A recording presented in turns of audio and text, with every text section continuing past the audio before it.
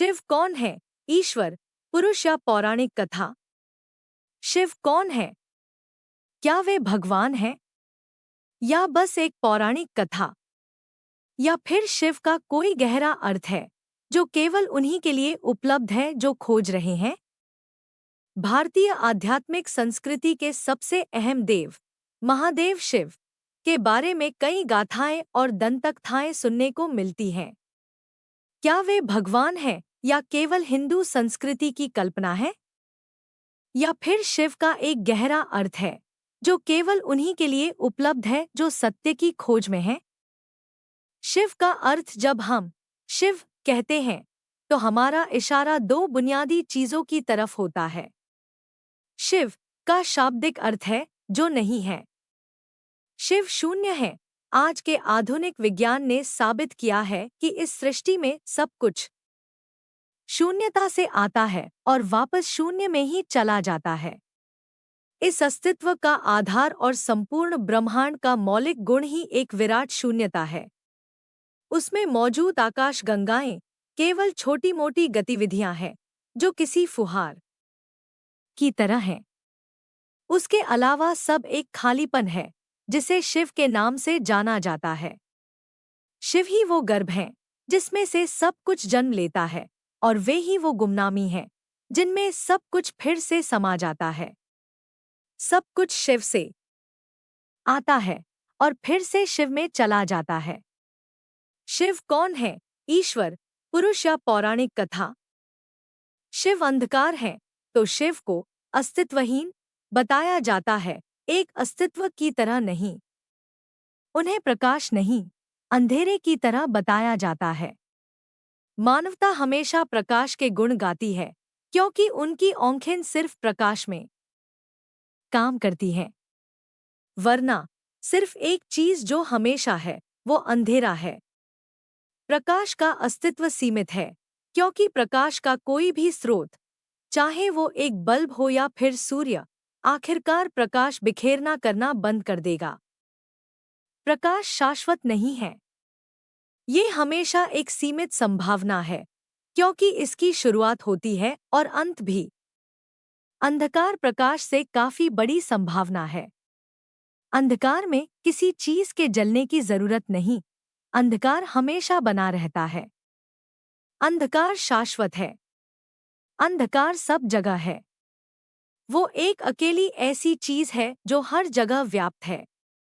पर अगर मैं कहूँ दिव्य अंधकार, लोग सोचते हैं कि मैं शैतान का उपासक हूँ। सच में पश्चिम में कुछ जगहों पर यह फैलाया जा रहा है कि शिव राक्षस हैं। पर आप अगर इसे एक सिद्धांत के रूप में देखें तो आपको पूरे विश्व में सृष्टि की पूरी प्रक्रिया के बारे में इससे ज्यादा स्पष्ट सिद्धांत नहीं मिलेगा। मैं इस बारे में बिना शिव शब्द बोले दुनिया भर के वैज्ञानिकों से बातें करता रहा हूं। वे आश्चर्य से भर उठते हैं, क्या ऐसा है? ये बातें पता थीं? कब? हमें ये हजारों सालों से पता है। भारत का हर सामान्य आदमी इस बात को अचेतन तरीके से जानता है। वे इसके बारे में बातें करते हैं और वे इसका विज्ञान भी नहीं जानते। आदियोगी शिव का अर्थ पहले योगी और पहले गुरु। दूसरे स्तर पर जब हम शिव कहते हैं तो हम एक विशेष योगी की बात कर रहे होते हैं, वे जो आदियोगी या पहले योगी हैं और जो आदि गुरु या पहले गुरु भी हैं। आज हम जिसे योगिक विज्ञान के रूप में जानते हैं उसके जनक शिव ही हैं। योग का अर्थ अपने सिर पर खड़े होना या अपनी सांस को रोकना नहीं है। योग इस जीवन की मूलभूत रचना को जानने और इसे अपनी परम संभावना तक ले जाने का विज्ञान और तकनीक है। आदियोगी शिव का अर्थ पहले योगी और पहले गुरु। योग विज्ञान का पहला संचार कांतिसरोवर के किनारे हुआ जो हिमालय में केदारनाथ से कुछ मील दूर पर स्थित एक बर्फीली झील है। यहाँ आदियोगी ने इस आंतरिक तकनीक का व्यवस्थित विवरण अपने पहले 7 शिष्यों को देना शुरू किया। ये 7 ऋषि आज सप्तर्षि के नाम से जाने जाते हैं। ये सभी धर्मों के आने से पहले हुआ था। लोगों के द्वारा मानवता को बुरी तरह विभाजित करने वाले तरीके तैयार किए जाने से पहले मानव चेतना को ऊपर उठाने के सबसे शक्तिशाली साधनों को सिद्ध किया और फैलाया जा चुका था। आज मानवता इस तरह से विभाजित है कि उसे फिर से एक करना लगभग असंभव लग रहा है। तो शिव शब्द वो जो नहीं है और आदियोगी दोनों की ही ओर संकेत करता है, क्योंकि बहुत से तरीकों से ये दोनों पर्यायवाची हैं। ये जीव जो एक योगी है और वो शून्यता जो सृष्टि का मूल है, दोनों एक ही है। क्योंकि किसी को योगी कहने का मतलब है कि उसने ये अनुभव कर लिया है कि सृष्टि वो खुद ही है। अगर आपको इस सृष्टि को अपने भीतर एक क्षण के लिए भी बसाना है, तो आपको वो शून्यता बनना होगा। सिर्फ शून्यता ही सब कुछ अपने भीतर समा सकती है। जो शून्य नहीं, वो सब कुछ अपने भीतर नहीं समा सकता। एक बर्तन में समुद्र नहीं समा सकता। ये ग्रह समुद्र को समा सकता है, पर सौर्यमंडल को नहीं समा सकता। सौर्यमंडल ग्रहों और सूर्य को समा सकता है, पर बाकी की आकाश गंगा को नहीं समा सकता।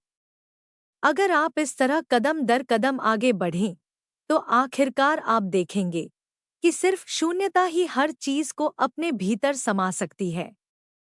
योग शब्द का अर्थ है मिलन। योगी वो है जिसने इस मिलन का अनुभव कर लिया है। इसका मतलब है कम से कम एक क्षण के लिए वो पूर्ण शून्यता बन चुका है।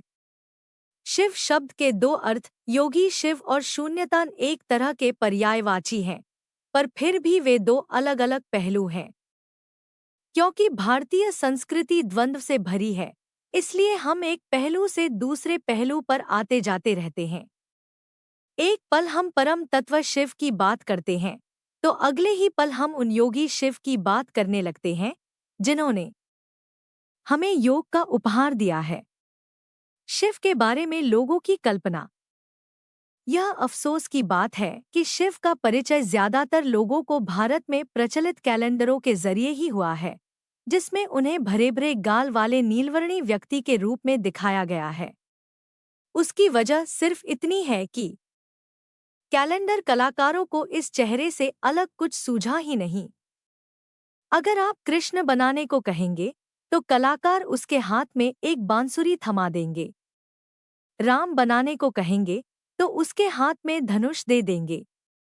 और अगर आप शिव बनाने को कहेंगे तो सिर पर चांद बना देंगे। बस काम हो गया। शिव के बारे में लोगों की कल्पना। जब भी ऐसे कैलेंडर को देखता हूं, मैं ये सोचता हूं कि मैं कभी भी एक चित्रकार के सामने नहीं बैठूंगा। फोटो में कोई परेशानी नहीं, क्योंकि उसमें आप जैसे हैं वैसी ही तस्वीर आ जाती है। अगर आप शैतान की तरह दिखते हैं, तो आपका फोटो भी वैसा ही आएगा। पर शिव जैसे एक योगी के गाल इतने भरे कैसे हो सकते हैं? अगर आप उन्हें बहुत दुबला-पतला दिखाते तो ठीक होता, पर एक भरे हुए गालों वाले शिव ये कैसे हो सकता है? योगिक परंपरा में शिव को भगवान की तरह नहीं देखा जाता। वे एक ऐसे जीव थे जिनके चरण इस धरती पर पड़े और जो हिमालय क्षेत्र में रहे। यौगिक परंपराओं के स्रोत के रूप में मानव चेतना के विकास में उनका योगदान इतना जबरदस्त है कि उन्हें अनदेखा नहीं किया जा सकता। हजारों साल पहले हर उस तरीके की खोज की जा चुकी थी जिससे मानव तंत्र को परम संभावना में रूपांतरित किया जा सकता है। इसकी जटिलता अविश्वसनीय है। ये प्रश्न करना कि उस समय क्या लोग इतने जटिल काम कर सकते थे, कोई मायने नहीं रखता, क्योंकि योग किसी विचार प्रक्रिया या सभ्यता की उपज नहीं है।